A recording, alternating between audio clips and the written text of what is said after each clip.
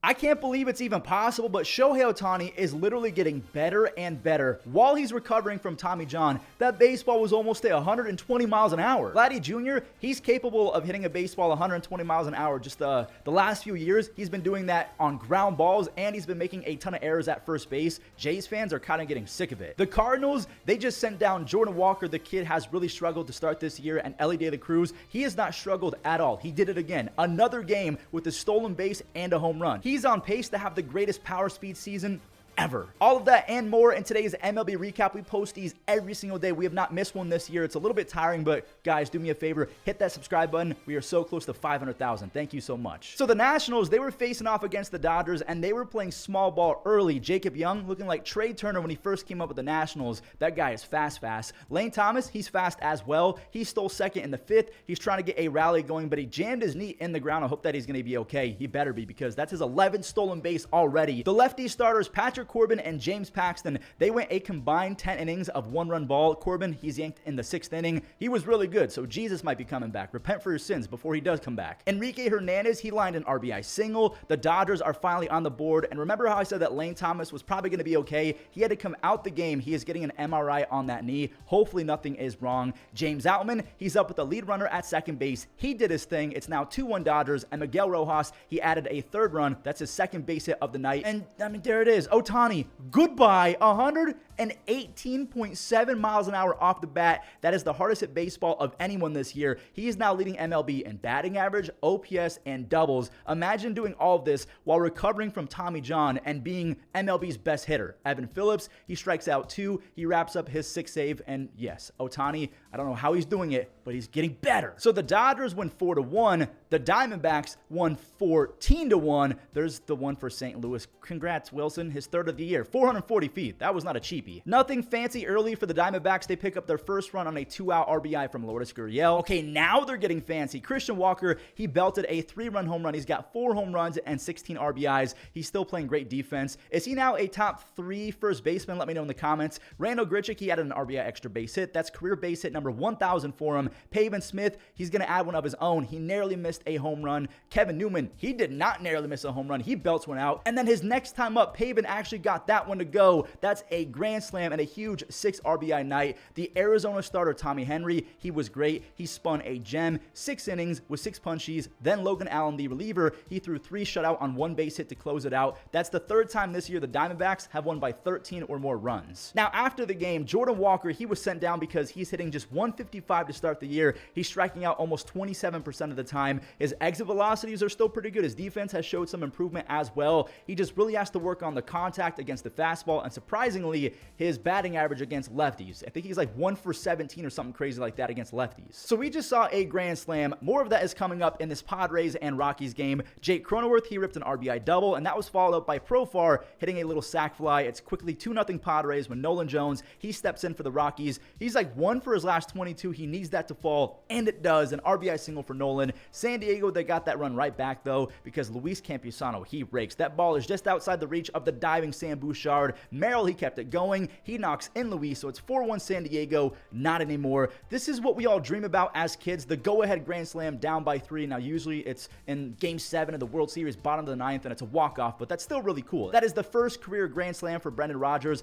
Michael King, he just fell apart. After that slam, he walked Elias Diaz. Charlie, he could crawl home for a free run. Ezekiel Tovar, he grabbed an RBI. The kid's hitting .315 with 12 RBIs. Justin Lawrence, he came in for the save. I was shocked to realize that was his first save of the year. Just the 6th win all year for the Rockies. They're dead last with a 5.7 team ERA. Dead last. From dead last in ERA to 2 teams who are both top 3 in team ERA. Last time we saw Boston and Cleveland play, history was made because Tanner Houck threw a Maddox in the shortest game in like 2 decades. No Maddox in this one, but the game was flying by again. This homer off the bat of Wilyer Abreu happened in the 7th. He crushed a BP fastball from Ben Lively, but that was Ben's only mistake. The 32-year-old might have found new life in Cleveland. In 2 starts this year, He has 14 strikeouts, and he's only allowed 2 earned runs. So it's 1-0 Boston now. Tanner Houck, his favorite snack got to be a Guardian smoothie because he's put Cleveland in a blender in back-to-back starts. But just like Ben, he allowed 1. Will Brennan's double was followed up by a Tyler Freeman RBI single. Freeman has been a machine lately. He's hitting .370 with 5 RBIs over his last 6 games. J-Ram, he's always been a machine. He takes Cam Boozer deep, which is mean considering Cam's story, but Jose, he's been struggling. He's trying to break out, yet still, even though he's struggling and hitting like 230, 240, he's got 19 RBIs. Estevan Florio, he crushed a lefty-lefty RBI double. I thought that ball was gone, but he's also hitting .350 over his last 7 games. Class A, he turned back the clock. He was 2021 Class A. He struck out the side. The Guardians have now won 5 in a row. They're 17-6. We definitely all had this on our 2024 bingo cards. The Guardians to be the best team to start the year. Boston is number 1 in team ERA. Cleveland is number 3. So who's sandwiched in between at number 2?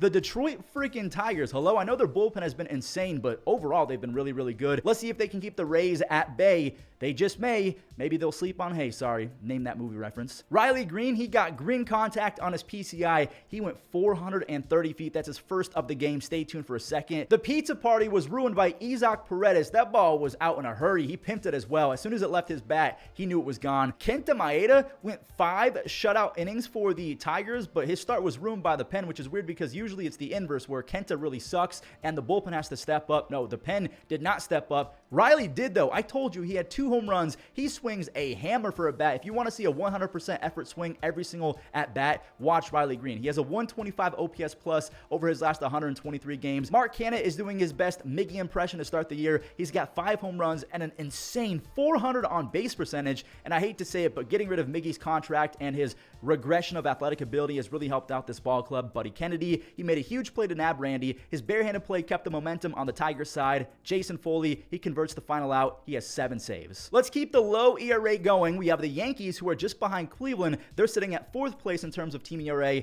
Not a great start for Marcus Stroman. He walked Rooker, and well, see, that's why ERA can be a problem because Marcus had no control over Juan Soto, channeling his inner baby giraffe or Kyle Schwarber. That ball completely ate him up, and it goes down as an RBI double for Seth Brown. New York, they're going to start the comeback like 11 seconds later. Soto and Judge, they both singled. That Judge single probably should have been fielded, but they have left fielder Tyler Nevin playing third base. I don't know why. Giancarlo Stanton, he hit a missile double. He put the Yankees out in front by 2, and now it's a 4-run first inning. Anthony Rizzo, he launched career home run number 297, so he's 3 away from the elusive 300 club. That's it for the Yankees. Their only runs of the game. They got to hold on for dear life, though, because Shea Langoliers, he went Shea Bangoliers, his 5th of the year. Lawrence Butler, he treated himself to a short porch special. That's a home run in 1 of 30 ballparks, only in Yankee Stadium, but that's it, though. Both teams, they ran out of scoring. Clay Holmes, he went 1-2-3 for his 9th save already. I still cannot believe that they basically got Clay Holmes for free. He has a 2.3 ERA and 53 saves as a Yankee because they unlocked his sinker. He's been so good since that point. All right, I want to talk about Elly De La Cruz and the Reds right now.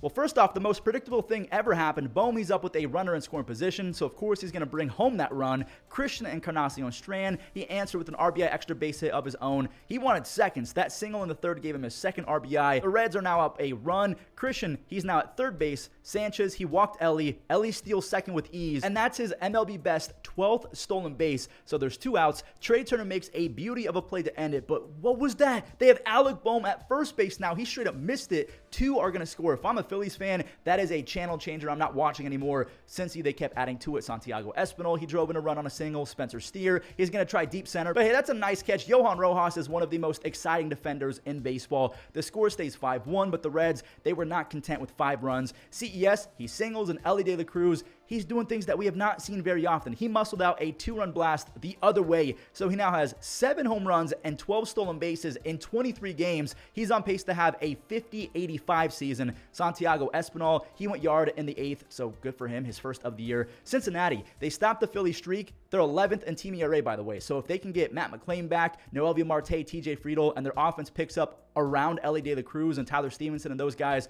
watch the heck out for Cincy. You know how Alec Bohm dropped that ball at 1st base base. We almost never see that, but the same thing happened in this one. Michael Wacha, he was awful for the Royals to start this one. He somehow got through 2 shutout though. The third won't be as kind. Justin Turner, he gets an RBI. Bobby almost made a sensational play, but he couldn't get it done. Again, Wacha kind of escapes some damage, only 1 run allowed, but Wacha wanted to make it tough on himself again. He leaves in the 5th inning, but not before loading the bases. Kirk, he lifted a sac fly, but again, Kansas City, they're able to limit the damage. The Blue Jays left 9 men on base through 5. The Royals, they were having a tough time with Kevin Gausman, which is normal when his shoulder is healthy, because when Kevin's right, he's one of the best and nastiest pitchers in baseball. That little jam squibbler is gonna, no, it's not. Vladdy dropped it. It was supposed to end the inning. 1 scores instead, and then Bobby Witt Jr., he gets a second opportunity, and you can't give Major League Baseball teams second chances. That is a massive go-ahead 2-run double for Bobby. Gausman, he's out after 6 2/3. He did not allow a single earned run. Toronto's offense could not bail Kevin Gausman from the L as General James MacArthur. He got the 6-out save. That is rare, but he goes 6 outs. He has 5 saves. The Royals, they're 14-10. Baltimore also has 15 wins, so they're trying to keep pace with the Yankees. A loss will actually knock them out of first place. Heston Kjerstad, he's on the team now. He got called up making his 2024 debut. He got a front row seat to the leadoff hitter, Mike Trout. I'm not going to lie, I like the sound of that. Get Mike Trout as many ABs as possible. He has 97 career home runs in the first inning. Rengifo, he made it 2-0 on a double. He scores Joe Adell, who, by the way, should be starting every single day. Zach Neto, he singled in Luis Rengifo. And on the flip side of things, Griffin Canning, he was carving up Baltimore on the bump. He got Heston to swing over on a slider. You have Jackson, who was caught looking on what maybe was a ball, but it's too close. He's 1 for 33 to start his career. Griffin Canning goes 4 shutout, and the Halos, they were not done teeing off on Grayson Rodriguez. Ohapi, he had an RBI. Joe Adell, same thing. Joe's never really had a full chance at playing every single day, but right now he's hitting .315 with an RBI in 3 consecutive games. Jackson Holiday, there you go. He laced a 104-mile-per-hour single to get a run at a third. Jordan Westberg, he scores easy on a sac fly from Gunnar. O'Hearn, that's a beautiful swing. He let the ball travel and he whacked it the other way. Both runners are going to score. He has a 130 OPS plus since last year. Gunnar, he just became the 6th youngest Oriole ever to have 200 base hits, and oh my, it was a perfect lefty-lefty nuke. And when you hit it that far lefty-lefty, you can watch it. Despite Angels fans saying scoreboard, maybe it's baseball etiquette, I don't know. Carlos Estevez, he was fine with that home run because now it's a save opportunity. He has 4 saves as the Angels beat the Orioles 7-4. So we talked about Tanner Houck throwing a Maddox last week, and I hate spoiling things, but Miami, they got Maddoxed by Max Fried and the Braves. Now before we show that, we got to show all of the Atlanta offense. Ozuna, he scores on a scorched double off the bat of Michael Harris. David Fletcher had a sac fly to make it 2-0. And again, it was a Maddox, so anything past 1 run just wasn't necessary in this one. Travis d'Arnaud, he said, screw that. I'm going to bring home Austin Riley on a sac fly. I was surprised that Riley tried it, but he's in there. A close play at home. He's pumped up. Adam Duvall, he rocketed a big 2-run home run, his 2nd of the year. Greg Maddux, Max Fried threw a Maddox. That means he went a complete game shutout in under 100 pitches. He struck out 6 Marlins over 9 shutout. He did it on 92 pitches. That is as efficient as you'll ever get. We see a lot of that in MLB The Show, but it's almost impossible to do in the modern era of baseball. He got knocked around in his last start, so tip of the cap. A nice bounce back start. The Braves shut out the Marlins, and looky here, another shutout. Obviously, if Cal Raleigh just hit a 2-run home run, Texas was on the losing side of the shutout. Logan Gilbert, he was laboring. He usually doesn't walk a ton, but he gives Wyatt Langford a free pass, but he locked in right after. He strikes out Jonah Heim. Then he gets Tavares to line out to right field. Seattle got a leadoff double from Josh Rojas, and Josh got to third on a ground out from J.P. Crawford, but he could have stayed at second base because it didn't matter. Julio, he deleted a baseball, his 1st of the year. Remember the date, April 23rd, 2024, the day the Rangers let Julio get hot. Gilbert, he's still out there in the 7th. He punched out Wyatt for a 6th save, but he's out after 6 2/3 because he walked 4, not his normal self, but he was still really good. He only allowed 2 base hits. Andres Munoz, he turned a double play to end it. The Mariners, they clutch up. They shut out the Rangers in Texas, and Seattle, they're now a half game ahead of the Rangers for 1st place in the AL West. We all kind of knew that the Astros would regress a tiny bit this year because of their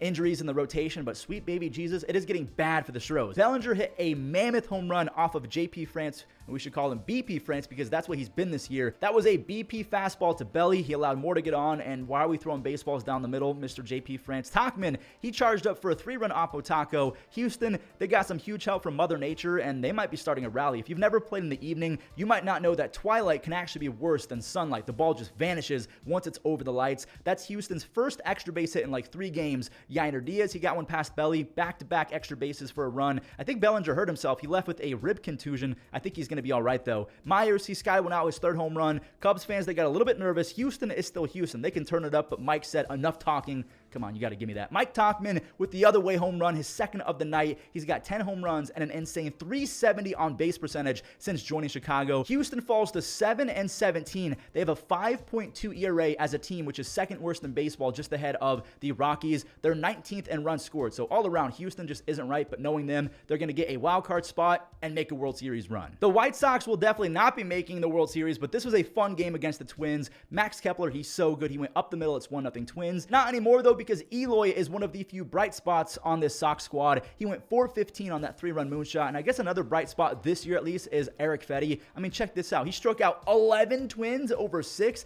That's not easy for anyone to do, let alone a guy who had a 5.5 ERA coming into 2024, but he goes to the KBO. He wins their Cy Young Award thing, and man, they really saved his career. He has a 2.7 ERA and an almost 11 strikeouts per 9 in his first 5 starts this year. As soon as Fetty came out, the Sox bullpen folded instantly because of course they did. Buxton, he doubled in their second run. He's hyped up. And Benintendi, he clutched back up for the White Sox. Benny's been useless for like 2 straight seasons. He puts the White Sox up by 3, and it's not 3 anymore because Larnach, he's a big boy, and that's a big boy home run. He turned on 99 inside. He ripped it 435 feet. Shit, I mean, that is hard to do, and he made it look easy. Buxton, he's trying to tie it, and it's off the pole. I was shocked to see that was his first home run of the entire year. Jeffers, he had an excuse me swing. Benny can't get there, so runners on first and third. Kirilloff at the dish. Ball game. I did not know that this was a walk-off when I was making my script, so I'm really sorry this was not the start of the recap, but a pretty fun game. This was funny. The Mets broadcast booth took us through a history of San Francisco or something like that to begin the game. All right, now it's time for baseball. Severino, he was pumping on the mound. He had a perfect game